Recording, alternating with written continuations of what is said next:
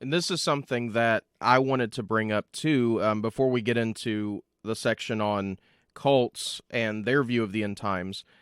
In this week, I had an interesting live stream go on my YouTube channel where I was talking about Eastern Orthodoxy, and in researching for the Eastern Orthodoxy live stream, I came across, of course, their eschatology, which, like anything in the East, it's very loosely defined and very fluent, depending on, you can ask five different Eastern theologians or priests, and you get five different answers on this.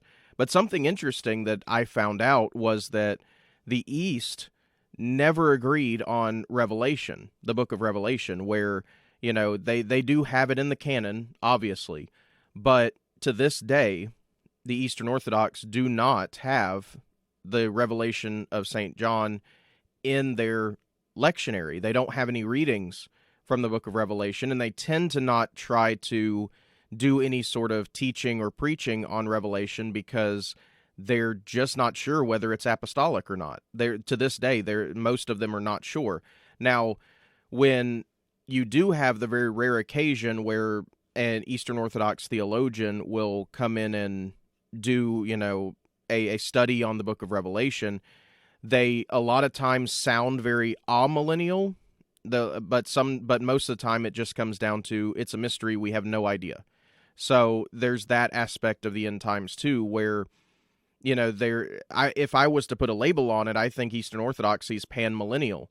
It'll all pan out in the end. So there's nothing. And because they reject Revelation as being 100% authentic, then it kind of goes into that view of, well, it's just going to pan out in the end, and we don't need to know. All that we got to do is carry our cross in this life. Like, can you speak to that a little bit, Phil?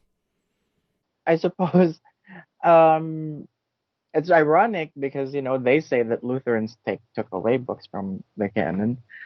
But another thing is, the problem with that is you have a faith that's incomplete. You have a creed that's incomplete. The fact that have we do believe in the resurrection of the dead and life of the world to come.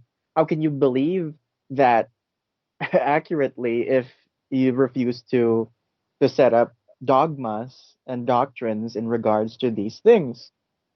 Reading in too much to it is also bad, but having a confession is also necessary for you to actually know exactly what the church believes in regards to these things. And it's not like it was vague.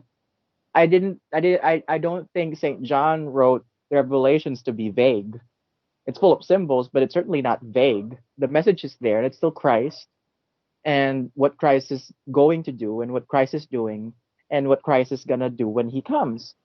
And it's something that we have to understand is symbols don't mean you can read it however you want, but it also doesn't mean that it doesn't mean anything or that it's not worth knowing what they actually mean. These symbols mean something. These symbols were given to the church in order for the church to understand things, understand what's going to happen.